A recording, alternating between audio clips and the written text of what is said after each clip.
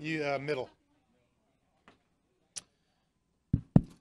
All right, we will go into our post-qualifying press conference for the 59th Annual Bank of America Roval 400. We are joined by AJ Allmendinger, driver of the number 47 Kroger Clicklist Chevrolet. Be starting on the front row today. AJ, can you just take us through that qualifying effort and what happened out there? Yeah, I mean, it's a crazy racetrack for sure.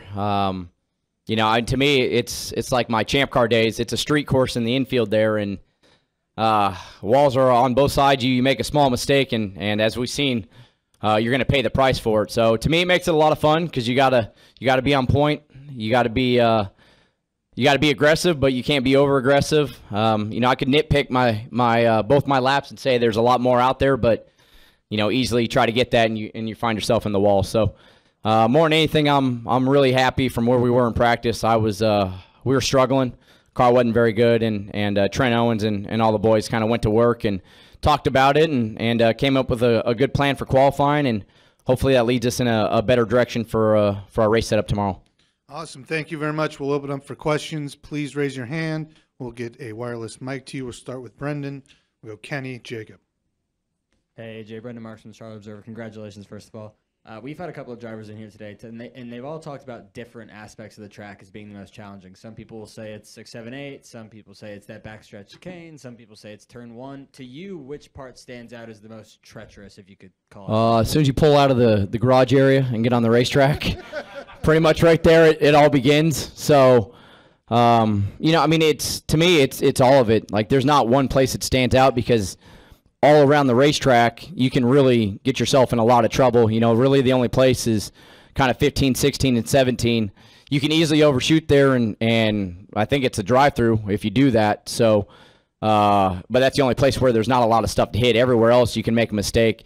You know, the bus stop is on the back straightaway. There's pretty gnarly. I think in race conditions, it's going to be really gnarly because whether it's turbulent air or if you find yourself side-by-side going in there and who gives. So, that's going to be a difficult challenge, and I think it's going to be a challenge for NASCAR to make the right call if somebody gets shoved and has to shortcut it. But you know, to me, it's all challenging. You can get in trouble any part of the racetrack, and to me, that's what makes it fun. You got to go out there and be on your A game kind of every corner because you can pay a big price for it. Kenny Bruce, right here, second row. Kenny Bruce, KennyBruce.net. AJ. We always hear about on ovals that there's a pretty big difference between qualifying setup and race setup, a lot of different things they do. How much difference is it for qualifying setup and race setup for a course like this? To me, it's not a lot. You know, we kind of went into qualifying making changes with the mindset of race conditions as well. So, you know, in qualifying on an oval makes it tough because you tape up and there's a lot of stuff that you do with nose weight and wedge and stuff like that. But here, it's pretty similar. Obviously, you tape up the nose and all the brake ducts and everything. So you get a little bit more downforce, which is where the speed comes from. But I think setup-wise, it's pretty similar. Jacob Zielman, Speed Sport. AJ, you talked about this being like your Champ Car days. I know, obviously, there's nothing that compares between a Champ Car and a stock car, but does any of that experience, you feel like, give you any sort of an edge this weekend with that infield section? I mean, I don't think it gives me an edge. You know, everybody in the top level here, they're here for a reason, and they're the best in the world. So, you know, it's no secret you see Kurt Busch. You know, I mean, he runs up front on every road course, every oval that we go to. But, you know, I think the one thing that, to me, it stands out is, I mean, like I said, I could nitpick the lap. I feel like I could have found a half second out there, but it's that small mistake that you make that if you do that, you're probably going to hit something, and I think we see a lot of it in practice, and it'll be interesting to see if in the race it all kind of backs up a little bit, but just knowing that there's a fine limit of pushing your car and getting the most out of it, and if you overstep that boundary, you know, you just, like I say, you pay a big penalty, and that's in Champ Car. You learn that. I mean, you had to run on the ragged edge, but it's a big penalty. So hopefully, I can have that mindset in the race and be smart. I think we're going to see two races. I think you're either going to see everybody get so cautious because of all the accidents in practice, and people that are on the cutoff line for the playoffs, or we're race car drivers and we're not very smart and we just go out there and we get crazy and we tear up a lot of stuff. So either one could happen. I think it'd probably be the second, probably. As far as the year, obviously, it's been a struggle for you guys, but did you kind of circle this weekend as a place where you guys could come and really right the ship and start to end the year on a bit of a high note? I mean, road courses are my background. I think it evens the playing field a little bit, but, Kyle didn't have a great qualifying session, but, I mean, he's been one of the fastest 3 guys all year, and there's no shock that he'll probably be one of the fastest 3 guys during the race. So it evens the playing field a little bit, but, as a race team, we've been behind. It's why we are in points, and I can close the gap a little bit with my background and just enjoying road course racing, but it's still going to be tough to win, and we just got to go out there and do our jobs. And, for me, if I do my best, that's all I can do. Whatever that result is, whether in victory lane on Sunday or not, that's all I can do. I would come over here to Nate and then Jeff. Nate Ryan, NBC Sports. AJ, all this happens, of course, on the day that your team announces your replacement for next year. Is it bittersweet, or are there mixed emotions for you on a day like this? And do you have any prospects for next year, or your plans for NASCAR in the future? I mean, it's not bittersweet. I've been very fortunate in my life. They gave me an opportunity to get back into the sport full time. And, of course, you'd like it to end on a better note. And we didn't have the success that we wanted to. But no matter what, there's a banner that hangs in that shop. It's the only one that they have that says NASCAR Cup Series winner. And that can be never taken away. So we've had a lot of great times, made the playoffs. And, people change, organizations change, and it's part of the sport. It's a business. And, change can be scary sometimes, but it's not always a bad thing, and I think it can be a good thing on both ends. So is what it is. You know what? We go out there and win Sunday. We're still going to enjoy it as much as whether I had a full-time job with them or not. So that's all I can do is go out there and do my best. And, I have prospects next year.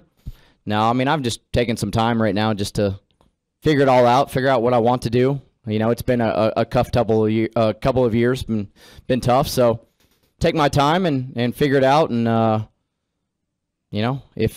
if there's a plan that God has for me to be in the sport next year, I'll be here. And if not, I'll figure something else out. And just wanted to ask you, you compared this to a street course. I've heard that from a lot of drivers the last couple of days. If this is successful, could this be a blueprint for taking NASCAR to a street course in the future? I mean, maybe to a certain degree. It's to me, what makes street courses fun is all about the venue. And, you go to a place like Long Beach, you go to a place like Toronto, Australia when I was in Champ Car was amazing because the people that maybe don't know about the sport can be up close and personal in whatever downtown city that we're in.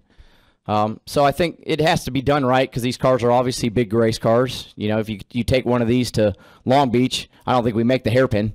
So you got to find the right place, but it can be. To me, what I think it makes this is going to be a lot of fun. It's different. It's just different. I think in our sport, we kind of sometimes get on the monotony of going to the same places, and this is different. And I think we see it with the crowd. I think Charlotte and the city of Charlotte Motor Speedway has done a fantastic job of promoting it. I mean, there's more promotion for this race than I've seen in one of the races around here in a long time. So, yeah, if it's successful, I think we can take it to a lot of places and bring it to new areas that don't have a NASCAR track. Jeff Gluck from jeffgluck.com. AJ, would it be possible to tortoise in the hair this race? Lay back, let everybody else crash. You're not going to get lapped probably because there's going to be so many cautions that if you just lay back and let everybody else go into it, you could get a top 10, top 15 out of it. I guess there's some guys in the playoffs where they just need to have a solid day. They don't need anything spectacular. Would that work, or is that stupid? I mean, to finish top 15, I'm sure that would work. And like we talk about, I'm sure all you guys are, and it's going to be talked about on TV a lot. There's a lot of guys, not a lot, but there's guys that are maybe in that situation that need a decent, solid finish to make it to the next round. And there's going to be guys that are going to be desperate as well. So, you just got to go with your strategy. My strategy is to go out there and try to win. I got no job. It doesn't matter, right? I'm going out there trying to win. laying in the back, you ain't going to win the race. Track position is going to be critical. Strategy is going to be critical to stay up front. It's going to be hard to pass. But, yeah, for certain people, for certain teams and drivers, that's probably the right decision. But I got nothing to lose. Zach Tanzretti, kickingthetires.net. Justin Marks announced this was going to be his final weekend, a part of NASCAR. He'd be doing both races. You've known him for a long time. He's a fellow all-around type of racer. You've seen Catholic Light come into the sport. He kind of gave you that little push to come in here. When it came to your memories of him and racing him and getting to know him, I guess it's pretty emotional that he's a fellow all-around racer and he's going to be leaving the sport. I mean, it's I wouldn't say it's emotional. I'm not tearing up over it. But it's just it's what about life. If if he's happy doing that, that's the right decision, then that's what he should do. You know, what's great about Justin Marks is, and anybody that's talked to him, one of the nicest people you're ever going to meet. And he's going to talk to you and whether it's about sports or anything else, he's just enjoyable and such a nice person to be around. He's a great driver. He's a guy that I've always respected a lot because he's worked a lot on his craft. At first he wanted to do this full time, and then he wanted to kind of not do it at all, and he has other business adventures and then come back in part time. But more than anything, he's always worked on his craft hard to be as good as he is. So in the end, if he's happy with the decision, that's all that matters.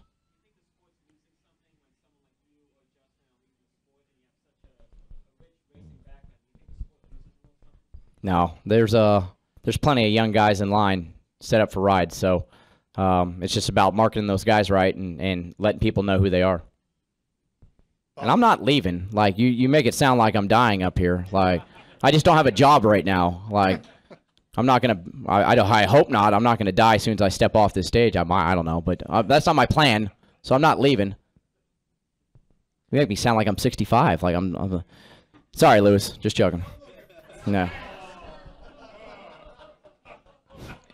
Bob Pockris. Bob Pockris, ESPN. I have two. So is this a good road course? Like, I mean, you've run you've run tons of road courses. Like, is this a good one, or is it so different that? We got to see what the race looks like. If it's follow the leader and nothing ever happens, then maybe it's not what we want. But it's just different. Like, we've went to. I mean, how long we went to Watkins Glen and Sonoma?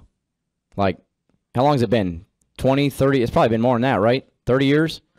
Yeah. I mean, and before that was just Riverside. So it's just something different. That's what the sport needs. We need something unique.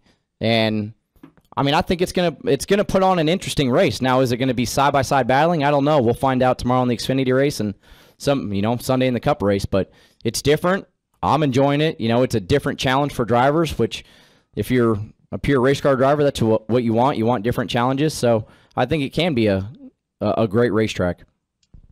And I'll ask if you're emotional, not over Justin Marks, but were you emotional when the decision was made that you wouldn't be back with JTG next year? Yeah, I mean, nobody likes losing their ride, but, the more time I sit and think about it and talk with it with my family and all that, it's been hard. I mean, literally the year and a half. I mean, it hasn't been fun. We've struggled, and it's hard on everybody, and I can say this year I've probably been a different person at the racetrack and at home, So, like I said, it's one of those things that change is scary, and the possibility of not having a paycheck come to you right away is a little bit scary, but change can also be a very good thing, and I think it will be.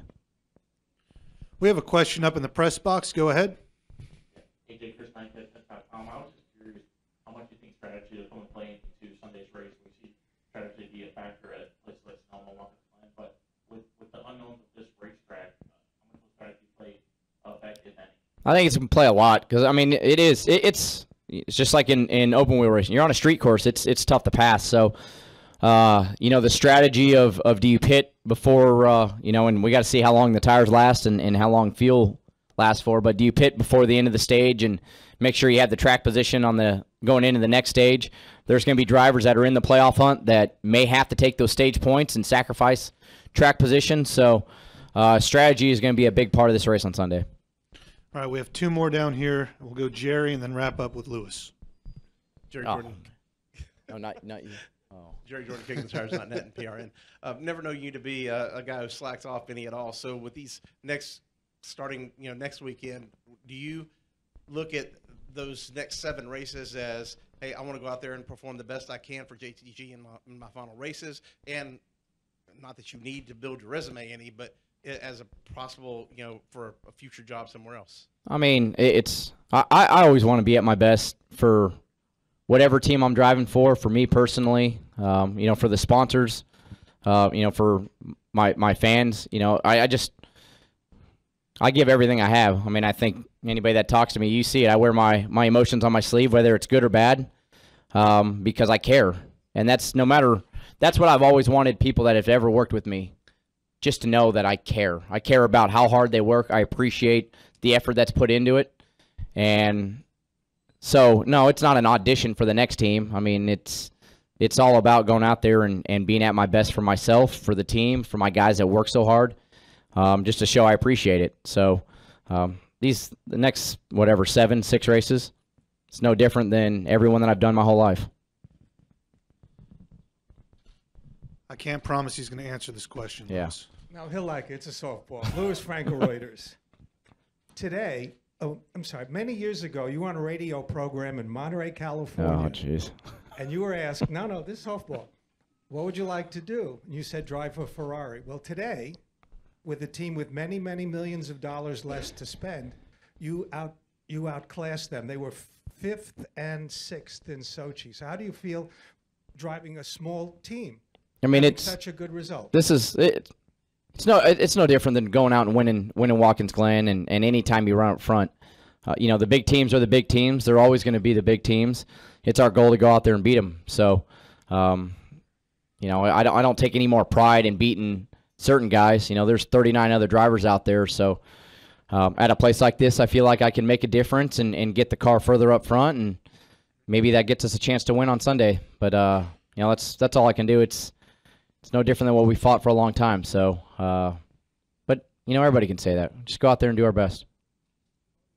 All right. Thank Thanks you, a lot guys. for your time, AJ.